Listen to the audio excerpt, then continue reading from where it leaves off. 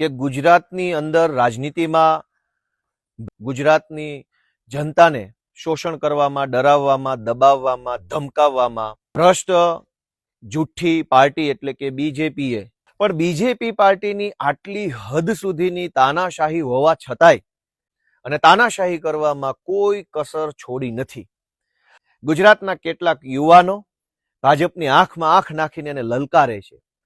આટલી હદ સુધી ગુંડાઓ જેવું વર્તન હોવા છતાંય જનતા માટે લડાઈ લડી રહ્યા છે અને આ વાત જ ભાજપને ખટકે છે.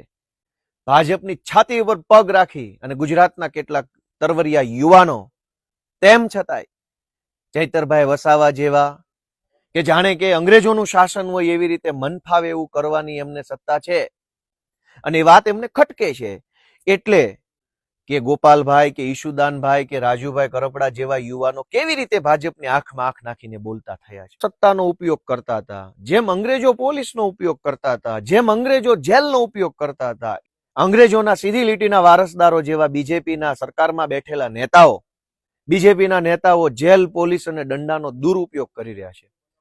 એવી જ રીતે આ અંગ્રેજોના સીધી લીટીના વારસદાર જે નેતાએ ગુજરાતના યુવાનોનો બુલંદ અવાજ ઉઠાવ્યો છે, ગુજરાતની અંદર આદિવાસી સમાજની ચેતના જગાડવાનું જેમણે કામ કર્યું છે, એવા આપણા સૌના અને અમારા નેતા આદરણીય ચૈતરભાઈ વસાવાની સાથે જે નેતાએ વર્ષો સુધી કચડાયેલા, દબાયેલા અવાજને વાચા આપવાનું, વિધાનસભામાં વાચા આપવાનું કામ કર્યું છે, બદલાની ભાવનાથી કામ કરી રહી છે.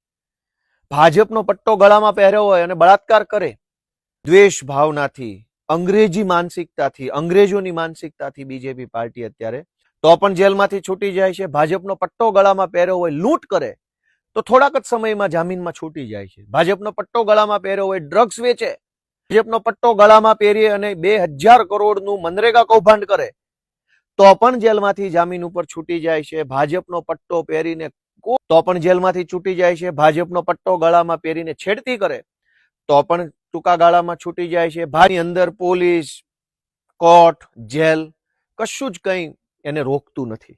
કોઈ પણ પ્રકારનું હલકામાં હલકું કૃત્ય જો ભાજપનો કોઈ માણસ કરે, દાહોદમાં ચાલતી મનરેગા કૌભાંડ ઉજાગર કરે, પણ ચૈતરભાઈ વસાવા જો આદિવાસી સમાજનો અવાજ ઉઠાવે, અલગ અલગ આદિવાસી વિસ્તારોમાં ચાલતી નકલી કચેરીઓને ઉજાગર કરે, છોટાઉદેપુરનું સાયકલ કૌભાંડ જો ચૈતરભાઈ ઉજાગર કરે, આદિવાસી બાળકોના સારા ભવિષ્ય માટે એ સંઘર્ષ કરે, શિક્ષણના નામે ચાલતા ભ્રષ્ટાચારને ઉજાગર કરે અને એટલે કાયદાનો દુરુપયોગ કરીને તો અંગ્રેજોના સીધી લીટીના વારસદાર એવા ભાજપના કેટલાક નેતાઓના પેટમાં કેરોસીન રેડાય છે.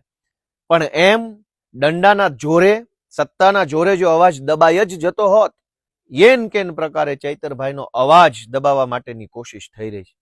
જેલની દિવાલોમાં એ તાકાત નથી જે તાકાત સંઘર્ષની ભઠ્ઠીમાંથી પાકીને નીકળેલા એક યુવાનના અવાજમાં છે. તો દેશ જ ક્યાં આઝાદ થવાનો હતો? દંડાથી અવાજ આ દેશમાં દબાયો નથી અને દબાશે નહીં. કે ચૈતરભાઈ વસાવાને દબાવી અને સમગ્ર આદિવાસી સમાજના અવાજને રૂંધી શકશે. એટલે ભાજપના ભ્રષ્ટ નેતાઓના મનમાં જો એવો વહેમ હોય, મજબૂતીથી તાકાતથી ઊભી છે. આજ તો એ ક્યારેય શક્ય બનવાનું નથી. આમ આદમી પાર્ટી ચૈતરભાઈ વસાવા અને ગુજરાતના આદિવાસી સમાજ સાથે ગઈ વખતે સુનાવણી જ્યારે હતી, આની પહેલાની સુનાવણી, ચૈતરભાઈ વસાવાના કેસમાં હાઈકોર્ટમાં સુનાવણી હતી, એટલે ગઈ વખતની સુનાવણી ન થઈ શકી. ત્યારે સુનાવણી સમયે સરકારી વકીલે આવીને એવું કહ્યું કે સરકાર સરકારી વકીલ બદલવા માંગે છે, નવી તારીખ, કે આજે સુનાવણી નહીં શકે, આજે હડતાલ છે. સરકારી વકીલને વળી હડતાલ કેવી આવે? અને આજની તારીખ પડી, આજની તારીખે સરકારી વકીલ હાજર ન થયા એવું કહ્યું, પણ સરકારી વકીલ હડતાલનું બહાનું લઈ અને આજે તારીખ માંગી લીધી. જે વકીલો બિન સરકારી નથી, પ્રોફેશનલ પ્રેક્ટિસ કરે છે, એ હડતાલનો ભાગ હોઈ શકે છે. તો ભાજપના મંત્રી સુદ્ધા એની પાછળ છોડાવા લાગી જાય છે. પણ ભાજપનો માણસ બળાત્કાર કરે, તારીખ પે તારીખ કરાવી રહ્યા છે.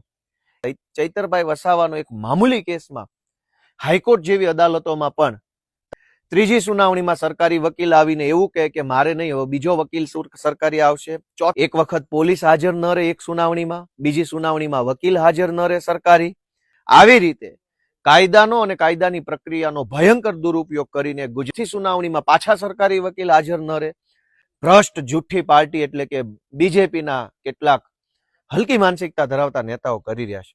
ગુજરાતના આદિવાસી સમાજનું અપમાન કરવાનું, ગુજરાતના આદિવાસી સમાજનો અવાજ દબાવવાનું કામ આજ ઉભા છે. ભાજપની સત્તાની અંદર એ તાકાત નથી. અમને ગર્વ એ વાતનું છે કે અમારા નેતા ચૈતરભાઈ વસાવા અડીખમ યોદ્ધાની જેમ, એ અમારી તાકાત છે. ભાજપની સત્તા કે ભાજપના દંડામાં એ દમ નથી કે ચૈતરભાઈ વસાવા કે ઈશુદાનભાઈ કે ગોપાલભાઈ જેવા નેતાઓને આંખમાં આંખ નાખીને બોલતા રોકી શકે. સમય આજ ભાજપની તાનાશાહીનો છે, પણ સમય ક્યારે આવો નહીં રહે કે અમારી જેવા યુવાનોને બોલતા રોકી શકે, અમારી જેવા યુવાનોને આંખ ફાડીને જોતા રોકી શકે. આ શાસન પડીભાંગ છે અને ગુજરાતની અંદર જનતાના શાસનનો ઉદય થશે. અન્યાય, અત્યાચાર અને અનીતિનું શાસન ધ્વસ્ત થશે. હું ભાજપના સૌ જે કાંઈ પણ લોકો ભ્રષ્ટાચાર કરી અને ખાઈ બધી અને એકદમ તગડા થયા છે, એના પાયાની અંદર ચૈતરભાઈ વસાવા જેવા ક્રાંતિકારી આદિવાસી યોદ્ધાનું યોગદાન રહેશે. અફસોસ ન રહેવો જોઈએ કે તમે આ 2 જુલમ ઓછા કર્યા હતા. તમારે એમને કહેવા માંગુ છું કે તમારે જેટલી તાનાશાહી કરી હોય એટલી કરી લેજો. આપણી વચ્ચે ટૂંક સમયમાં આવશે એવી આશા અને એવા વિશ્વાસ સાથે તમામ જુલમનો જવાબ અમે લોકતાંત્રિક પદ્ધતિથી આપશું. ચૈતરભાઈ વસાવા, જય જય ગરવી ગુજરાત.